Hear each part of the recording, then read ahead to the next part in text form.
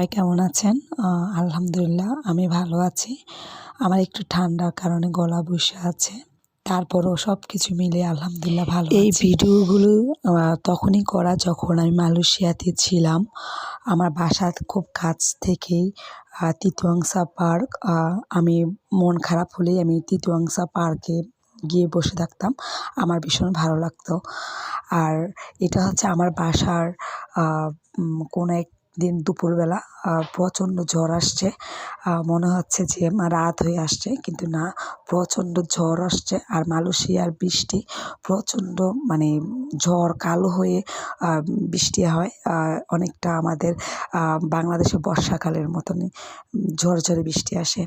যাই হোক, বাংলাদেশে যখন আমি আসি ১ মাসের জন্য আমি আসি। ১ মাস পর আমি মালয়েশিয়া ব্যাক করব সেই চিন্তা ভাবনা করি আমি বাংলাদেশে আসা।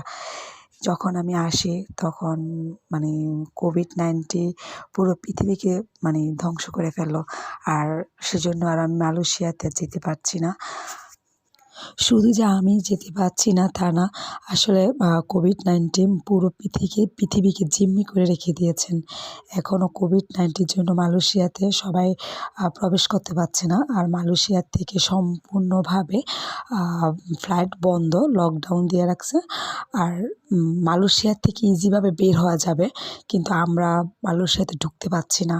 কবে যে লকডাউন উঠায় নিবে মালয়েশিয়াতে, আবার কবে যে ব্যাক করতে পারবো, আল্লাহকে ছাড়া কেউ বলতে পারছি না। শুধু আল্লাহকে কাছে হেল্প চাচ্ছি যে আল্লাহ যেন সব কিছু ঠিকঠাক করে দেয়। আর যে যেখানে আছে, যে যেভাবে আছে, সব কিছু যেন আল্লাহ ঠিক করে দেন। কোভিড-19 আসলে আমাদেরকে অনেকটা জিম্মি করে রেখেছেন। আল্লাহ হেল্প ছাড়া আর কোনো কিছুই রাস্তা নাই আমাদের কাছে।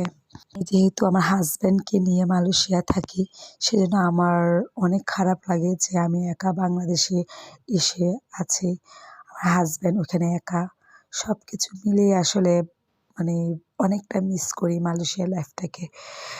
তো সবাই দোয়া করবেন আমাদের জন্য, যেন আমরা সবাই সাধারণ লাইফে ফিরে আসতে পারি, সবাইকে আমরা ক্ষমা করতে পারি।